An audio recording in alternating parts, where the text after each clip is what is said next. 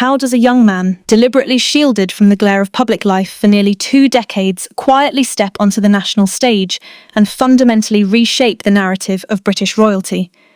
The answer, it appears, lies not in grand pronouncements, but in a profound act of acceptance that promises to redefine the very essence of modern princely duty. James Alexander, who marked his 18th birthday in December 2025, has now formally embraced the title of Prince, officially becoming the rightful heir to the profound legacy of Prince Philip. This decision, once the letters patent are sealed and the confirmation made official, is poised to alter the very framework of the British monarchy in a manner that no tabloid headline, no streaming documentary, nor any transatlantic press conference could have possibly anticipated.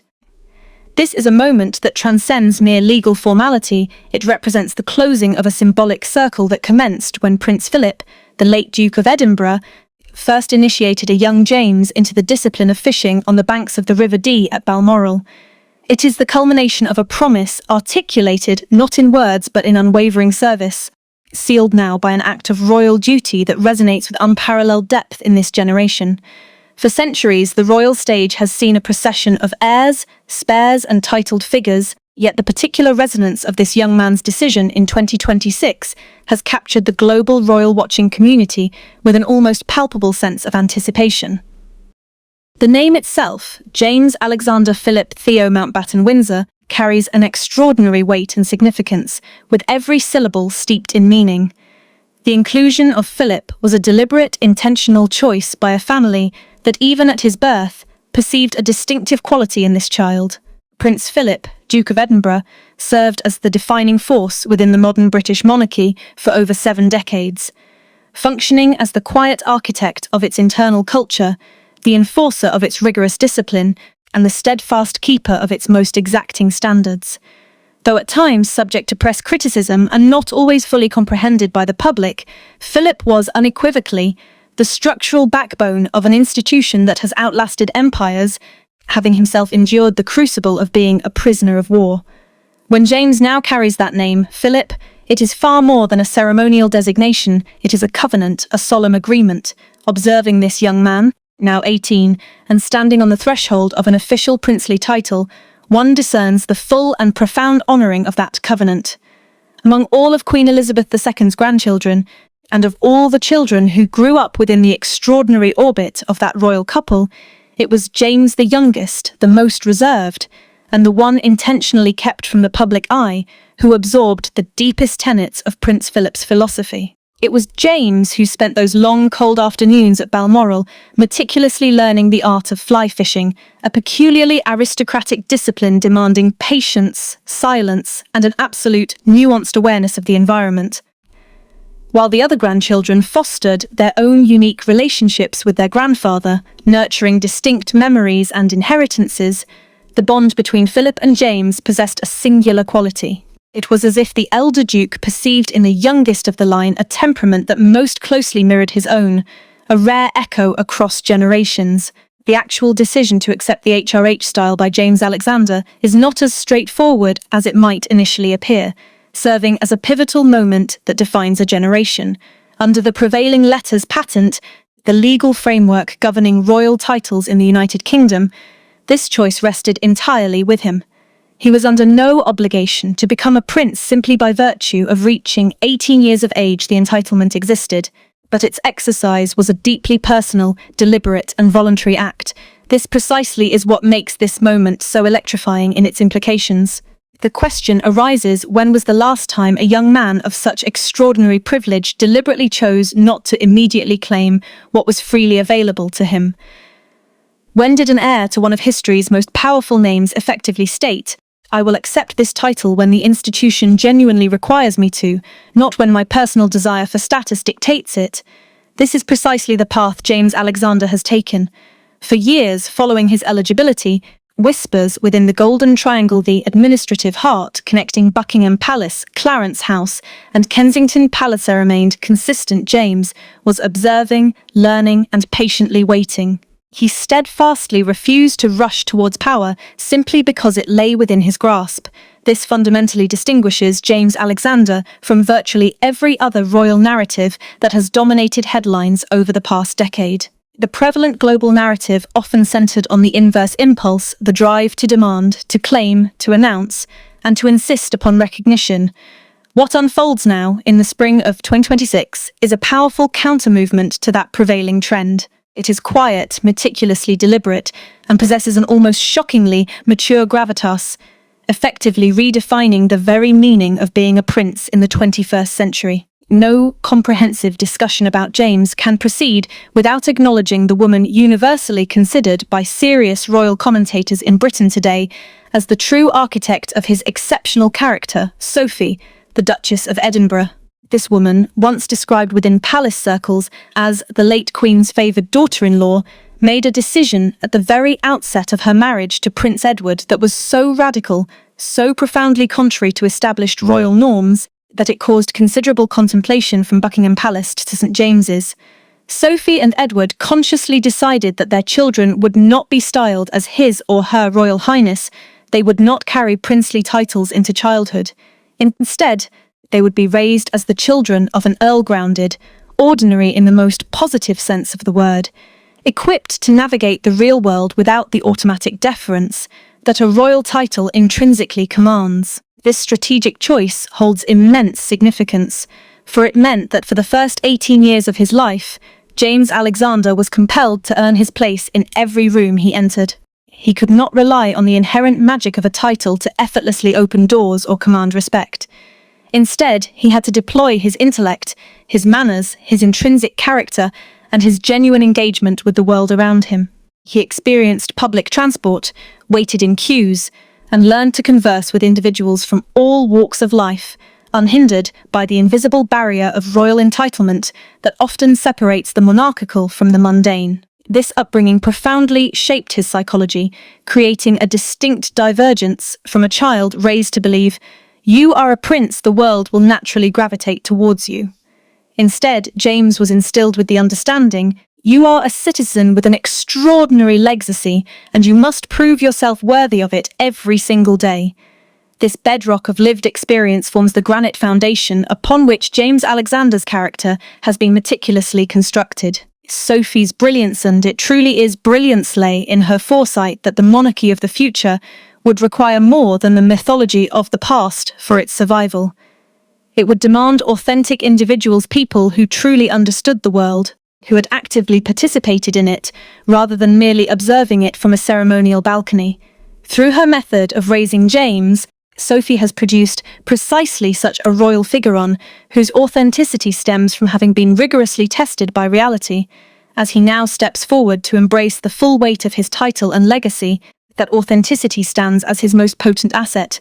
Let us return to Balmoral for the narrative of James and Prince Philipov, the grandfather and grandson, who shared a temperament that seemingly bypassed several generations, is absolutely central to comprehending the profound significance of this title acceptance. Fly fishing, to those unfamiliar with its intricacies, might appear a gentle, idyllic pastime, the kind of pursuit a man of means enjoys on a pleasant afternoon.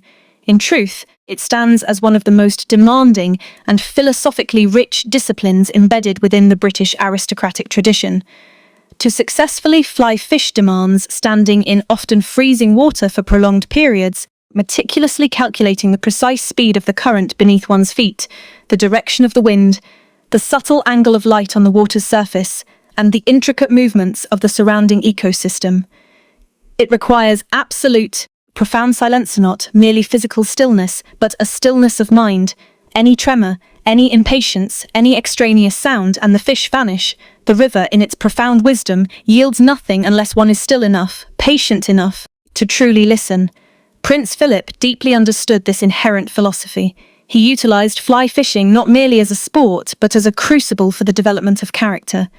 It was during those long, quiet afternoons on the banks of the Dee, with the water frigid, and the Highland air sharp, with the scent of heather and pine, that the old Duke discovered in his youngest grandson the student he had perhaps been patiently awaiting his entire life.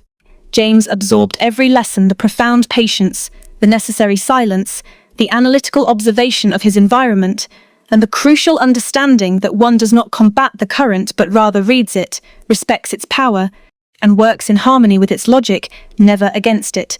This is not a mere metaphor, it represents a direct, profound inheritance.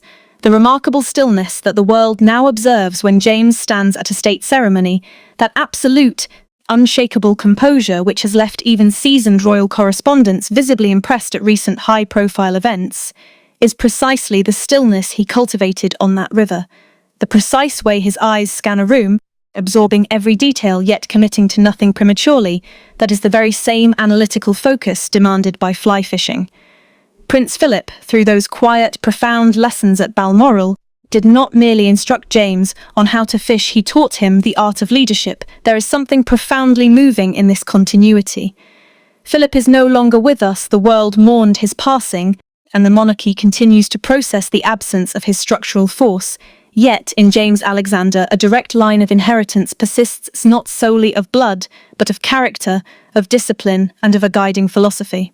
When James accepts the title of prince, he is, in a very real and significant sense, completing a transmission that commenced beside a cold Scottish river and was intended, from its very inception, to outlast the man who initiated it. A single image from recent royal history, more than any other, encapsulates the very essence of James Alexander. For those who may not have witnessed it, one must grasp the significance of what transpired at Westminster Hall during the lying-in state of Queen Elizabeth II. In that vast ancient chamber, surrounded by the most senior members of the royal family and observed live by tens of millions globally, the grandchildren of the late Queen stood vigil over her coffin. James was a mere 14 years old. Consider this moment, a 14-year-old in the full unsparing glare of the most scrutinized royal event of the 21st century, standing guard over the body of his grandmother, the woman who had been the most universally recognizable human being on earth for 70 years. The emotional intensity of that occasion, the palpable grief, the sheer gravity, and the immense weight of history within that room were sufficient to reduce experienced statesmen to visible distress. Yet there stood a 14-year-old boy. He exhibited no fidgeting, no restless glances. He betrayed none of the self-consciousness that any typical teenager would undoubtedly display in such an environment. He stood with his head bowed, his expression a mask of absolute, dignified concentration. He was not merely performing composure, he was not feigning an age beyond his years. He was simply executing what he had been prepared, by his inherent character and by his meticulous upbringing, to do, honoring a duty, representing a lineage, standing with the unwavering resolve of a soldier not for himself, but for something immeasurably grander. That profound moment was witnessed by millions. For those who were truly attentive at this, serious royal commentators, the palace insiders, the constitutional scholarship, marked the precise juncture that irrevocably altered the discourse surrounding James Alexander. This was not merely a child being presented for public display. This was a young man of profound moral seriousness stepping into a role with a gravity that, by all conventional measures, had no business existing at 14, yet was undeniably, powerfully present. From that instant forward, the question shifted from whether James would play a significant role in the monarchy to precisely how significant that role would become. Fast forward to his recent global debut, the South African tour, which served as the world's formal introduction to a young man who had spent his entire life preparing for precisely this kind of moment, yet without ever having officially held a princely title. James's conduct on that tour was subjected to the kind of intense analytical scrutiny typically reserved for seasoned heads of state, and what emerged from that examination was a portrait of an individual who is, in every meaningful sense, already fully operative in his role. Observers noted, with striking consistency, a pattern of behavior that defied conventional expectations for a young royal. Rather than positioning himself at the center of conversations, a placement that would have been entirely appropriate for someone of his stature, James repeatedly took a literal step back. He deliberately positioned himself on the periphery of interactions. He listened intently. His gaze moved through the room with a quiet, intelligent focus, meticulously reading body language, assessing the emotional temperature, and absorbing the intricate dynamics of every conversation before contributing a single word. In the nuanced circles of diplomatic engagement, this sophisticated technique is known as active listening. it is widely regarded as one of the most refined skills in the repertoire of high-level international interaction.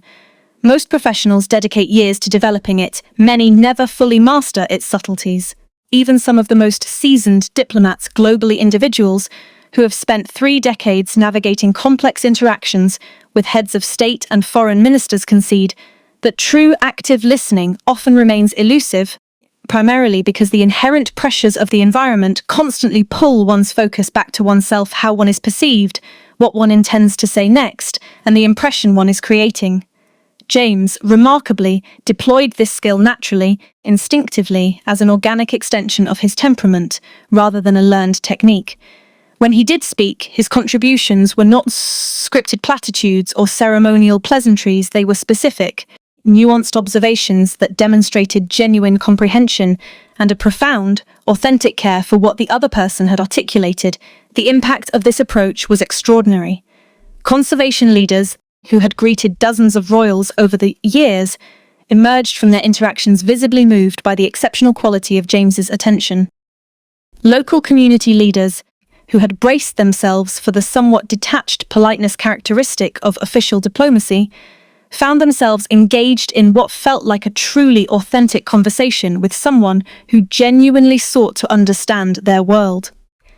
Veteran journalists covering the tour found themselves, almost against their professional instincts, writing not merely about what James said or did, but about the intangible yet unmistakable quality of his presence. This profound impact is the combined gift of Sophie's foundational upbringing and Philip's formative fishing lessons, made manifest in a young man who inherently understands that the most potent offering a representative of the crown can provide is not a mere title, but genuine, undivided human engagement. There is another crucial dimension to the South Africa tour that warrants close examination, as it speaks directly to the strategic deliberateness with which the palace has positioned James. During this tour, James was not officially styled as a prince. He attended in his capacity as the Earl of Wessex, the son of the Duke and Duchess of Edinburgh, title of significant nobility, certainly, but one that inherently carries none of the automatic deference associated with the HRH style. Yet, in countless rooms and across numerous conversations, the individuals he encountered treated him with a profound respect and genuine warmth that no title had manufactured. He earned it in real time, he maintained it through the sheer force of his character. This outcome precisely reflects the vision Sophie meticulously engineered 2 decades prior, when she and Edward made their revolutionary decision regarding the upbringing of their children. Witnessing this strategy unfold on the global stage, the palace understood with absolute certainty that their carefully placed bet had yielded dividends far beyond anyone's most optimistic expectations. Let us now directly address a topic that has been discussed with increasing candor within the royal watching community: the departure of the Duke and Duchess of Sussex. This event created a profound structural challenge for the British monarchy, extending far beyond personal and emotional complexities. It precipitated a significant manpower crisis at a period of immense institutional pressure. The working royal family, that core group of individuals responsible for executing the thousands of patronages, engagements, overseas tours and ceremonial duties that constitute the daily operational life of the crown, was left with a substantial void. For years, various potential solutions were debated, numerous candidates were considered, and structural adjustments were implemented. However, none fully addressed the underlying issue, which was not merely a question of numbers, but fundamentally one of character. The monarchy urgently required a young royal who could seamlessly combine genuine public appeal with absolute institutional loyalty, an individual who could be entrusted not only with a patronage or a foreign tour, but with the long-term strategic integrity of the crown itself. The palace, it is understood, has found that individual. The extraordinary, almost poetic irony lies in the fact that they discovered him not by seeking outward, nor by forging new arrangements or alliances, but by recognizing the young man who had been quietly, diligently preparing for this precise role throughout his entire life. James is not a replacement for anyone. He is neither a substitute nor a consolation prize. He is, in the considered view of those closest to King Charles III and the Prince of Wales, the superior solution, not due to any perceived deficiencies in others, but because of what he uniquely embodies and possesses: What, then, does he possess? To be specific, he possesses the stoicism and the unwavering institutional loyalty characteristic of Prince Philip. He brings a grounded, real-world empathy, forged through 18 years of navigating ordinary life as a private citizen. He is endowed with a STEM-focused analytical mind, uniquely equipping him to engage with the most pressing issues of the modern world: climate science, defense technology, ecological engineering, institutional efficiency, with genuine intellectual depth, transcending mere royal courtesy. Furthermore, he maintains a relationship with the Prince of Wales that insiders describe as the most crucial alliance within the royal family, a partnership founded on genuine mutual respect and a shared sense of purpose that echoes the bond William has long sought and never quite found elsewhere. And crucially, perhaps most crucially in this modern era, he possesses the discretion upon which the modern monarchy's stability now depends. He has not recounted his personal narrative to a streaming platform. He has not sat before a camera to publicly process his emotions for global consumption. He has lived his life quietly, served his family with unwavering faithfulness, and allowed his character to manifest through his actions rather than through his words. In an era of radical transparency that has frequently eroded royal authority, James has meticulously preserved the mystique, maintained an essential element of mystery, and in doing so, he has, paradoxically, emerged as the most compelling figure within the royal family. Here is an aspect that mainstream coverage of James Alexander has consistently underreported, and it is arguably the most significant dimension of his profile from the perspective of the monarchy's long-term future. James is not merely a dutiful young royal possessing impeccable manners and a talent for ceremonial duties. He is a genuinely intellectually formidable young man with a deep, serious engagement with the realms of science, technology, engineering, and mathematics. This particular quality holds immense importance. Consider the multifaceted challenges confronting the British monarchy in the 21st century. It must demonstrably prove its continued relevance to a public increasingly skeptical of hereditary privilege. It must credibly engage with the defining global issues of the age: climate change, technological disruption, geopolitical realignment, ecological crisis. It must function, as King Charles III has long advocated, as a high-performance institutional machine rather than merely a ceremonial relic. To achieve these ambitious objectives, the working royal family requires members who do not simply lend their names to worthy causes, but who genuinely comprehend the technical and strategic intricacies involved in those causes. James, it is clear, is precisely that member. His profound interest in conservation, for instance, is not the superficial photogenic engagement with appealing animals that often characterizes celebrity environmentalism. It is a rigorous engineering-minded engagement with ecosystems, viewed as complex systems that demand understanding, sophisticated modeling, and management with data-driven precision. His interest in military affairs extends beyond a mere appreciation for ceremonial uniforms and regimental history. It encompasses a strategic, analytical engagement with defense networks, logistical systems, and the advanced technical hardware essential for national security. When James participates in a briefing, he does not require information to be translated into layman's terms. He brings his own sophisticated analytical framework to the discussion. King Charles III, it is understood, has recognized this unique capability with what insiders describe as quiet but intense relief. The king, who dedicated decades to championing causes often dismissed as eccentric before the world ultimately embraced his forward-thinking perspectives on organic farming, architectural heritage, and ecological sustainability, now finds in his nephew a young man who shares his intellectual depth and his unwavering commitment to long-term, principled thought. The relationship between James Alexander and the Prince of Wales forms the cornerstone of everything that is now poised to unfold. To truly grasp its significance, one must appreciate the immense weight William has been shouldering for the past several years.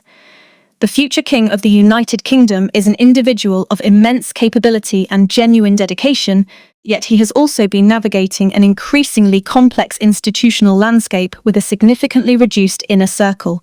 The family environment in which he matured close, intricate, and at times fractured has left in a position where the crucial question of whom he can absolutely trust, with whom he can speak without calculation, and upon whom he can rely to prioritize the institution above their own profile and personal narrative, has never been more pressing. James, it is believed, is the answer to that profound question.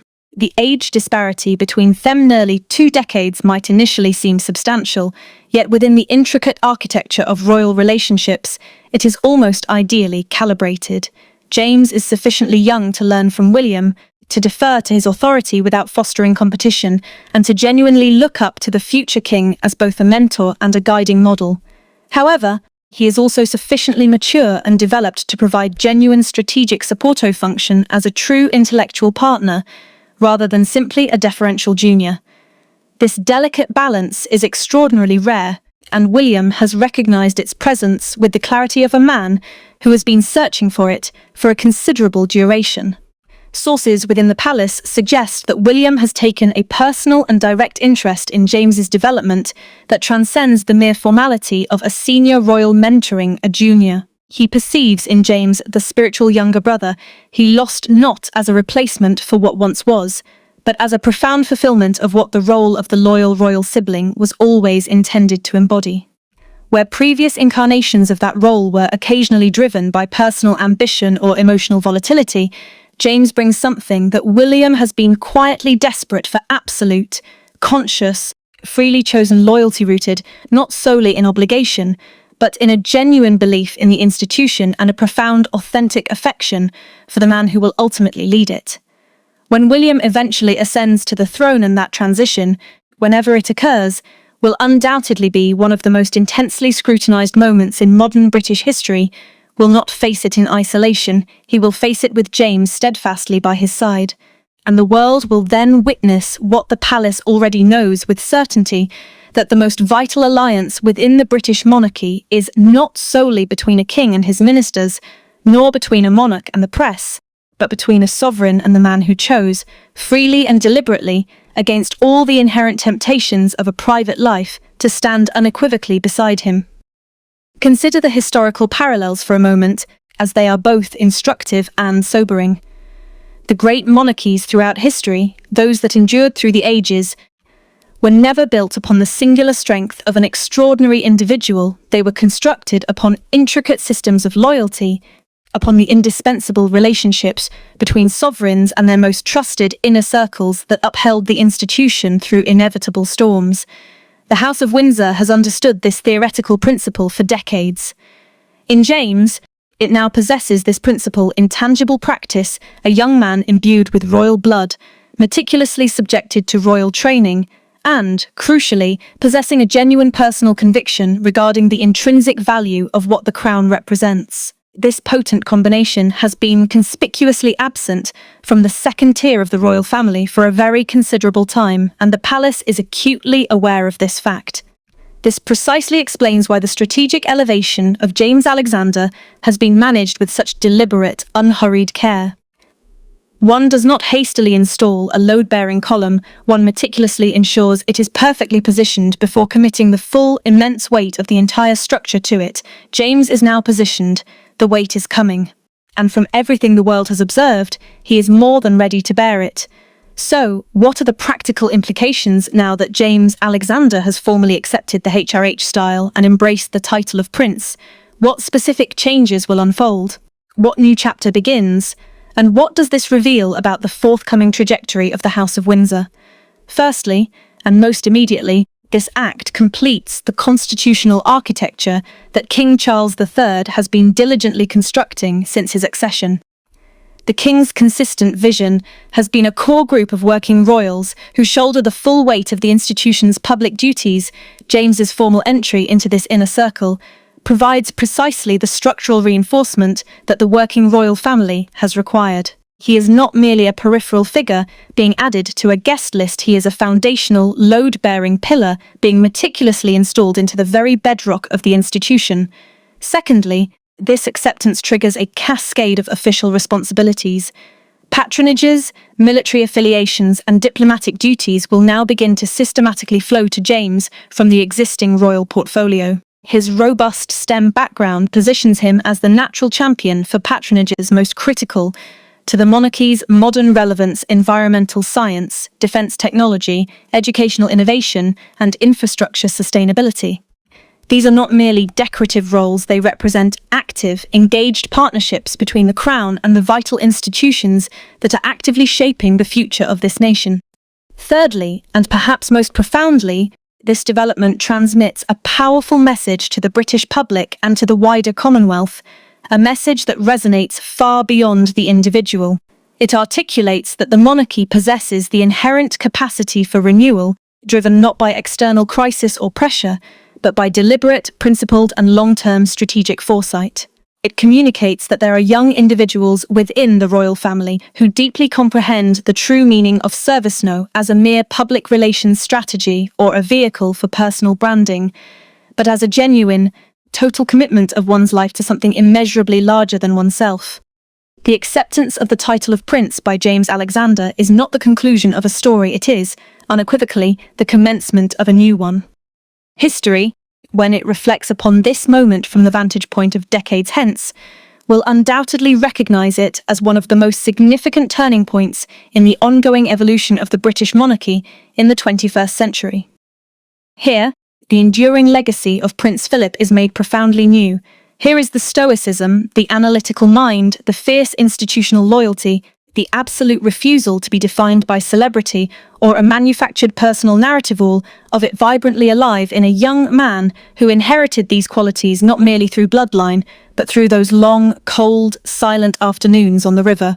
He inherited it through a mother's revolutionary courage to raise her son first as a citizen before a prince, and through his own conscious, deliberate, daily choice to meticulously prepare himself for a duty that no one was compelling him to undertake.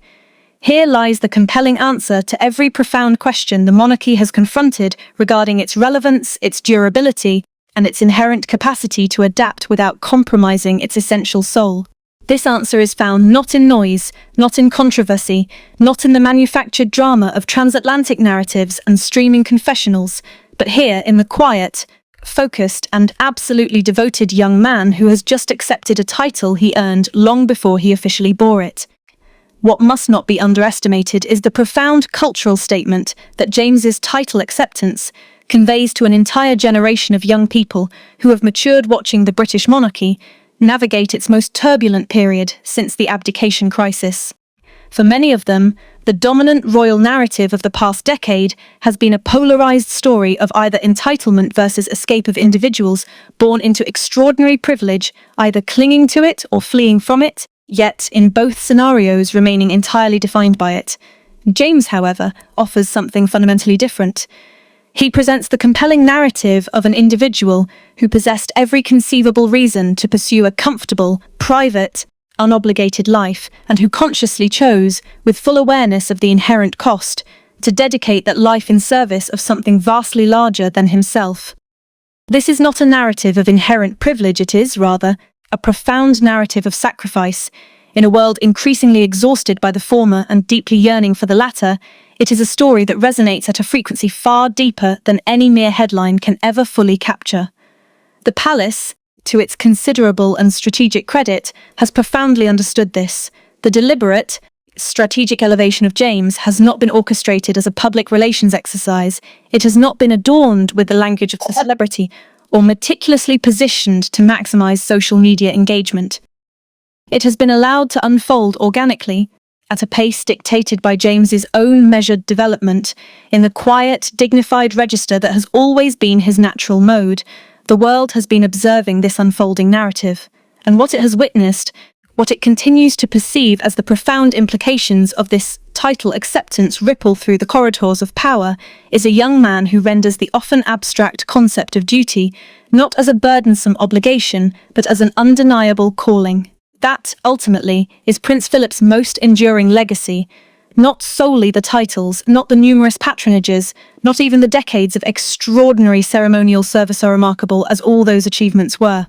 The ultimate legacy is the successful transmission of a profound philosophy, a way of being in the world that unequivocally prioritizes inner discipline over external validation, that discovers profound meaning in responsibility rather than in fleeting recognition, and that fundamentally understands that the true measure of a life is not defined by how much attention it attracts, but by how much genuine, quiet good it achieves in the unnoticed spaces where cameras never reach. That profound philosophy has now found its next steward, and his name is James Alexander Philip Theo Mountbatten Windsor, the Prince, who consciously chose duty, the authentic heir to Philip's formidable legacy, the silent guardian of the crown's future, and the steadfast lieutenant who will ensure a king feels less isolated on the throne. Do you now grasp why this moment holds such immense significance? Do you perceive why the royal watching world is not merely following this story, but is holding its breath in something that feels remarkably akin to hope? Because, in truth, the monarchy has not simply gained a prince. Today the country has gained a profound guarantee.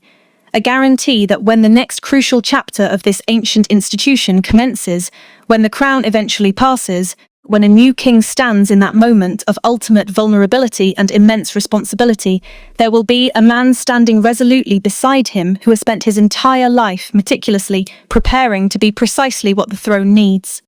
Not its heir, not its rival, but its most trusted ally, its strongest support, its quiet, steely, and absolutely devoted foundation. The British monarchy has endured 800 years of wars, revolutions, abdications, and profound social upheaval. It has survived because, in each successive generation, it has consistently found the precise person it required, exactly when they were most needed. In the spring of 2026, it has found James Alexander, and the House of Windsor quietly focused and absolutely devoted moves resolutely forward. The prince who stayed is now officially a prince, and the future of the crown has never seemed more certain. The real chapters are only just beginning, and every forthcoming development is going to be worth watching as James steps further into his official role in the months ahead.